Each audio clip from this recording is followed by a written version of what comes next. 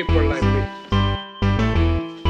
You need people like me so you can point your f***ing fingers and say, that's the bad guy. The undisputed super featherweight champion of the world, Alicia, the Baumgardner. That's the bad guy. That's the bad guy. That's the bad guy. That's the bad guy.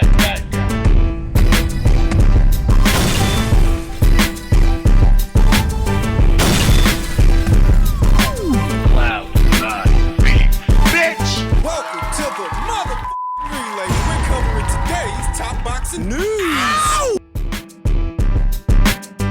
Okay, we'll start with this. Former 4-division champion Adrien Broner came across a picture of Alicia Baumgardner and Bill Haney, who appear to have been working with each other, and he said, "Hey baby girl, if you're looking for a trainer to take your game to the next level, there's plenty of world-class trainers you could find to work with, but this guy Bill ain't good for nothing but putting you on the host roll to sell some booty hole." Cornball. I think I'm one of the few people that, even in Adrien Broner's prime, even in his heyday, I never found his shenanigans amusing. Alicia Baumgardner, she didn't find his comment amusing.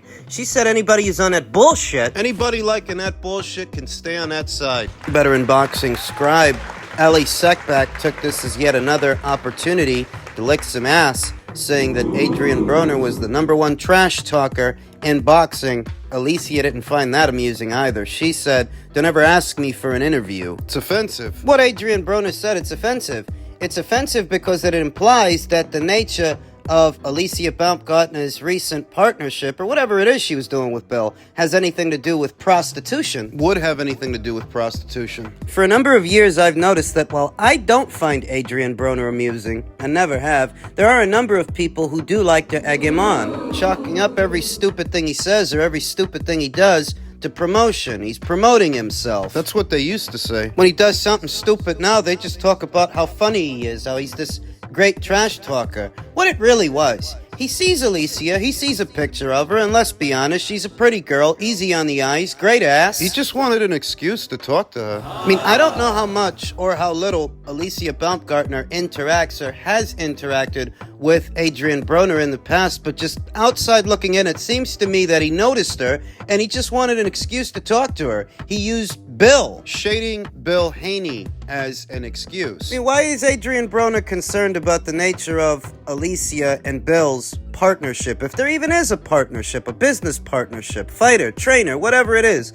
what business is that of his? He's a cornball. Adrien Broner has always seemed like a parody to me. A parody, a cross between a wannabe rapper and a wannabe Mayweather. Remember how much he used to suck up to Floyd? Big bro. It's my big bro. Used to kiss that guy's ass all the time. What I consider another testament to Heyman's brand of boxing, Al Heyman's brand of boxer, the boxer that wants to be everything but a fucking boxer. The boxer that wants to do everything but fucking box. No, he wants to be a rapper, he wants to be Nicky Barnes or Frank White. Him and Bill got into a verbal exchange on Instagram. They got into a verbal exchange on social media over Adrien Broner's comment. Didn't take me but a few seconds to... Yeah, I got off that shit fast. I don't got the patience for Adrien Broner's shtick.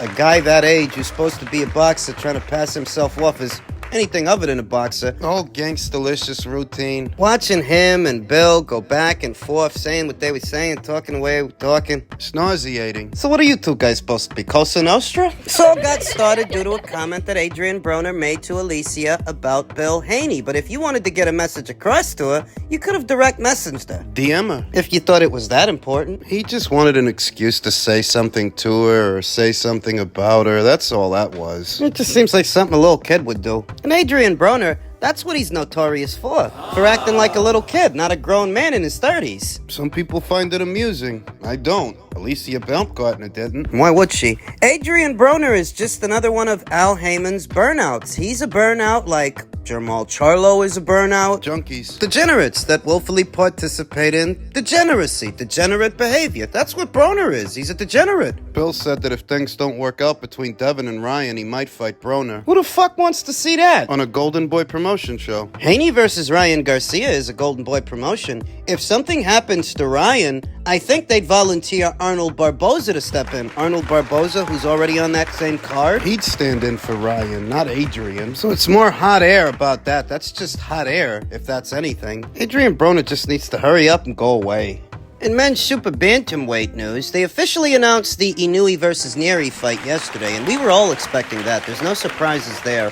What got my attention is that Amazon Prime's social media account was posting about it. Amazon Prime's social media account was marketing the fight. Amazon Prime's account in Japan, at least, which is more than we can say for Amazon Prime's account in America, in reference to another fight that's supposed to be happening on their platform. Tszyu versus Thurman? A fight that was officially announced before Inoue versus Nery was officially announced. And we've known about PBC's deal with Amazon Prime since late last year. They've had approximately 2 months, 2 whole months, to start marketing Tszyu versus Thurman. And I haven't seen anything. I haven't seen anything on Prime Video in reference to Tszyu versus Thurman. I haven't seen anything on Prime Video. I haven't seen anything on their social media accounts. The whole idea, the virtue of going with Amazon Prime was supposed to be the marketing arm of Amazon Prime, that they have so many subscribers, over 200 million, that if they market a show, they market a fight, a lot of people are going to know about it. But they haven't done anything to market Tszyu versus Thurman, whereas the very first day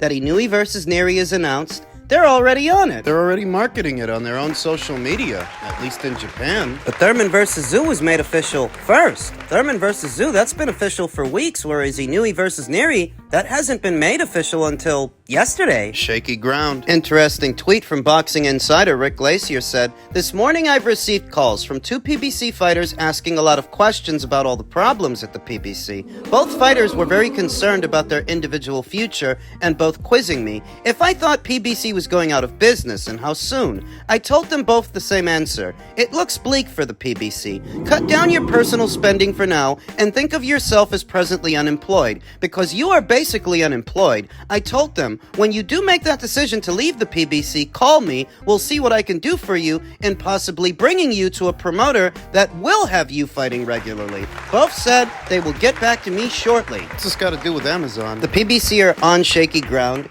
and the Amazon Prime deal is not all it was made out to be. It's not all it's cracked up to be. It's not all sunshine and rainbows over there. The most I've seen in terms of marketing for the Tszyu versus Thurman fight is PBC fighters themselves, like Keith Thurman and Sean Porter. They've been posting about it on their social media. I saw Keith Thurman posting about it on his social media the other day, and yesterday I saw Sean Porter. He had a confab with Keith Thurman and Tszyu. He held a press conference on his Instagram account. Instagram? What happened to the marketing arm of Amazon? Was too busy marketing Inoue versus Nery. Too busy to market Tszyu versus Thurman, which was officially announced first. Rick Glacier talked about what's supposed to be a non-pay-per-view show set to go down in June on the platform. He said, "Rumors abound of PBC doing a non-pay-per-view boxing event in June on Amazon.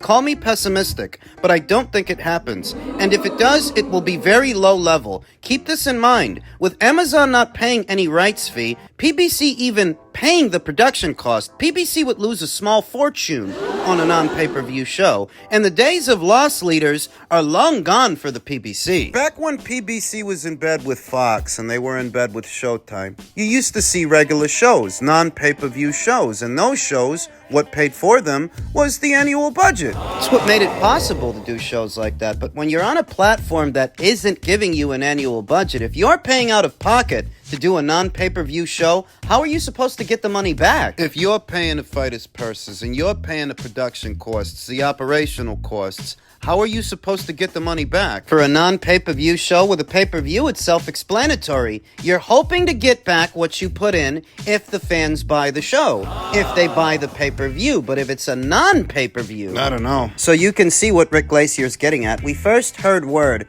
of a non-pay-per-view show on the Amazon Prime platform weeks ago by way of Dan Raphael. He said that there might be one in June. Since then, the only thing we've heard in terms of a show going down in June on Prime is the Davis versus Martin fight. Davis versus Martin, Benavidez versus Vajdik. Supposed to be happening on the same card, and that would undoubtedly be billed as a pay-per-view. What about the non-pay-per-view? What about it, if they even do it? Who's going to be on it? How are they supposed to compete with the other game in town on a schedule like this, operating at this capacity, to where most of what you do in a pay-per-views? Well, everybody else has a comprehensive schedule of fights, a comprehensive schedule of non-pay-per-views. The only fight you have on schedule is a pay-per-view, and that's 3 months into the year. The one fight that you might do that isn't a pay-per-view is all the way out there in June. That's 6 months into the year. That's half the year gone. How are you supposed to keep up with the other game in town like this? You need 6 months to put on a non-pay-per-view fight, a regular fight. Top Rank, Golden Boy, Matchroom, they've already put on several regular fights by now, and they have several more coming, where the PBC, if they're lucky, they might do one in June. What all of this accents is the PBC's need for another broadcaster, for a more traditional broadcast partnership where they can showcase their fighters. A few weeks ago, Stefan Espinoza said they were looking for one. We talked about that and how that's another indicator, the Amazon deal, it's not cutting it. Amazon is non-committal to the PBC. They're not doing anything to advertise that Tszyu versus Thurman fight, and we're in March. We still have 3 weeks. I'm just saying, the energy from Amazon seems to be different for the Inoue versus Neri fight than what you've been seeing, or what you haven't been seeing, for the Tszyu versus Thurman fight. We're in March. There's still 3 weeks, a little over 3 weeks left until the fight date. Is that enough time to ramp up promotion and start selling this thing? Are they gonna try to? Your only chance is in the ring, in the boxing ring with the boxing rules. When you step off of that ring, you better stay 5 meters away before I start your shit. Because if I lose it, you're gonna have a really bad time, my friend. So, respect the fact that boxing is protecting us, and the rules of boxing is protecting us. Because out of that, without that, you are nothing in front of me. I beat you every day, twice on Sunday.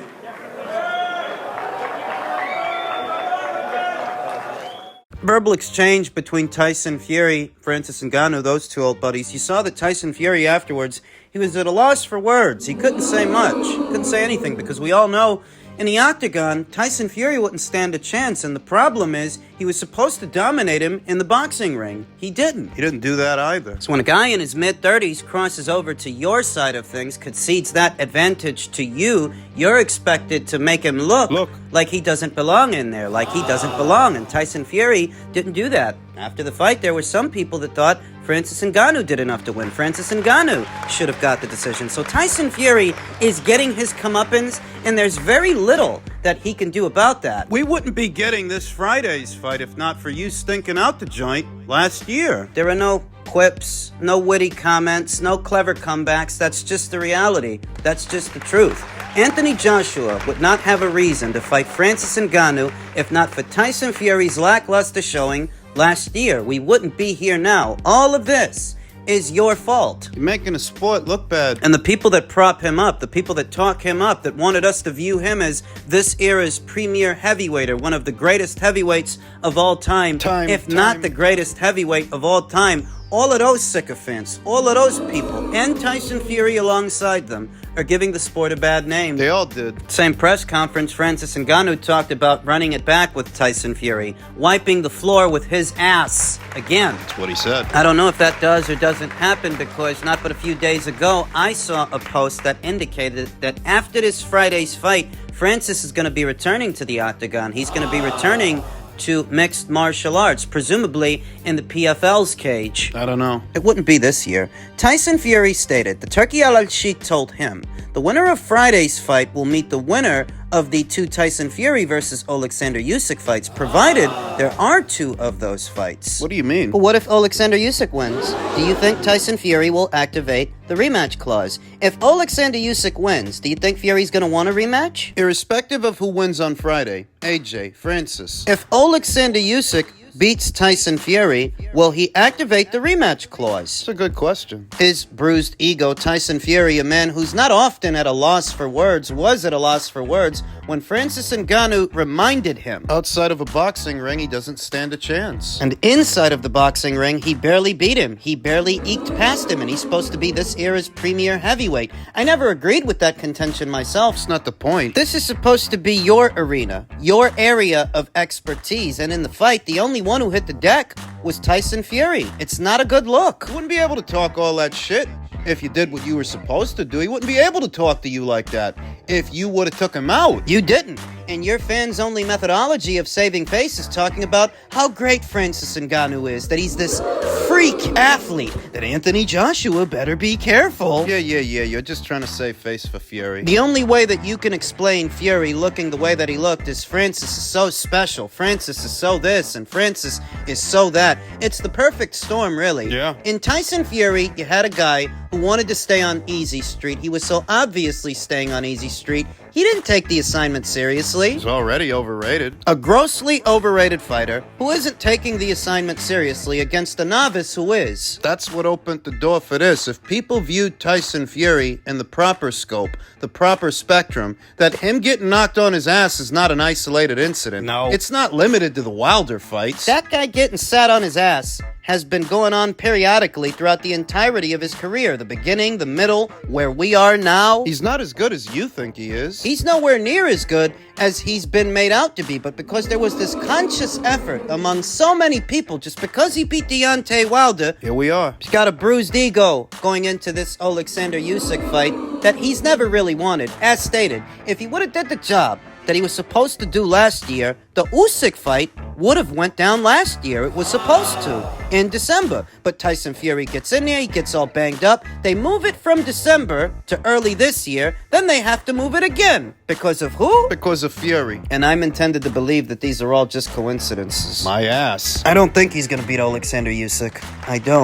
I don't think he's going to beat Usyk, and I don't think there's going to be two fights. I think, depending on how Usyk beats him, there might just be one. One. Just one. At which point, he doesn't run it back with that guy, and maybe he fights Anthony. He's going to fight Anthony Joshua. I think so. The way I see it, Anthony Joshua is going to take care of business this weekend.